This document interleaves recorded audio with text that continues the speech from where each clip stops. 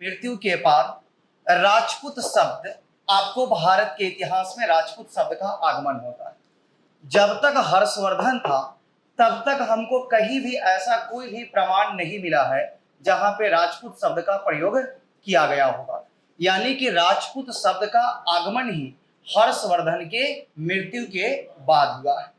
अब देखिएगा, normally question पूछता है तो 7वीं शताब्दी से लेकर 7th AD से 12th AD तक को कहीं कहीं अगर आप देखिएगा बुक में या कहीं कहीं क्वेश्चन में भी आपको 8वीं से 12वीं शताब्दी, तो याद रखिएगा कि 7वीं शताब्दी से 12वीं शताब्दी यानी कि जो 500 ईयर का जो ये टाइम पीरियड है इसे हम राजपूत काल के नाम से जानते हैं। तो कहीं कहीं आपको 7 से 12 मिलेगा, तो किसी किसी बुक में 8 से 12 भी आपको देखने को मिल जाएगा। अब प्रश्न ये है कि आखिर ये अचानक 7वीं शताब्दी में राजपूत आए कहां से? क्या जो पहले हम क्षत्रिय के बारे में पढ़ रहे थे, क्या 7वीं शताब्दी के बाद क्षत्रिय ही राजपूत हो गए, या राजपूत कहीं विदेश से इनका आगमन हुआ है, इनकी ओरिजिन कहीं कोई फॉरेन कंट्रीज तो नहीं है? अब राजपूतों की उत्पत्ति कहां से हुई, इसको लेकर इतिहास में काफी ज्यादा मतभेद और विवाद है। अलग अलग इतिहासकार है जिन्होंने राजपूतों के उत्पत्ति के संबंध में अलग अलग विचार दिए हैं, उसको एक एक करके पढ़ेंगे।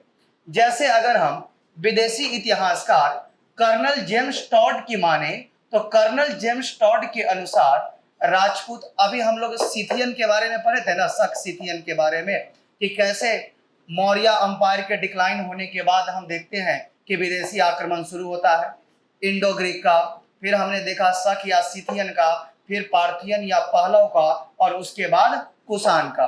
तो कर्नल जेम्स टॉड के अनुसार बेसिकली जो ये सिथियन लोग थे यही बाद में राजपूत के नाम से जाने गए। इसको एक्सप्लेन करते हैं, पहले शॉर्ट में देख लीजिए। अगर स्मिथ या कनिंघम की बात करें तो जो शक या पार्थियन या पहलव थे यही लोग बाद में राजपूत के नाम से जाने गए। वहीं अगर हम भारतीय इतिहासकारों की बात करें जिसमें गौरी शंकर या उमा शंकर ओझा जो भारतीय इतिहासकार के रूप में काफी फेमस है, इनके अनुसार जो पहले के क्षत्रिय थे वो वही बाद में क्या हो गए, राजपूत हो गए। यानी क्षत्रिय शब्द को राजपूत से रिप्लेस कर दिया गया।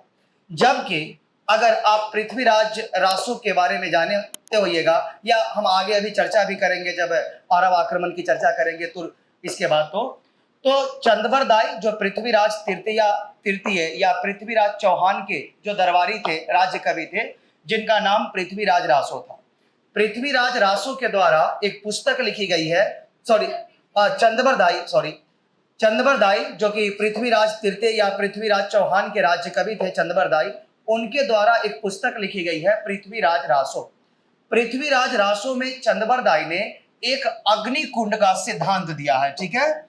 और इनके अनुसार ये जो राजपूत है ये अग्नि कुंड से उत्पन्न हुए हैं, जिसमें मुख्य रूप से परमार राजपूत, प्रतिहार राजपूत, चौहान राजपूत, सोलंकी या चालुक्य राजपूत, ऐसे राजपूतों में टोटल 36 कुल या जातियां होती है।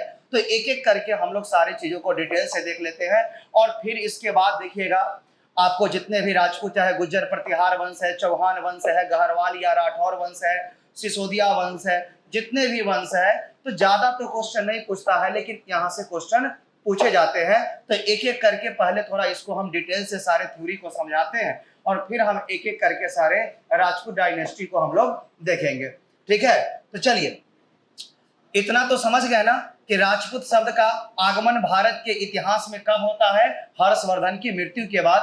हर्षवर्धन की मृत्यु के पहले राजपूत शब्द का प्रयोग कहीं भी नहीं किया गया।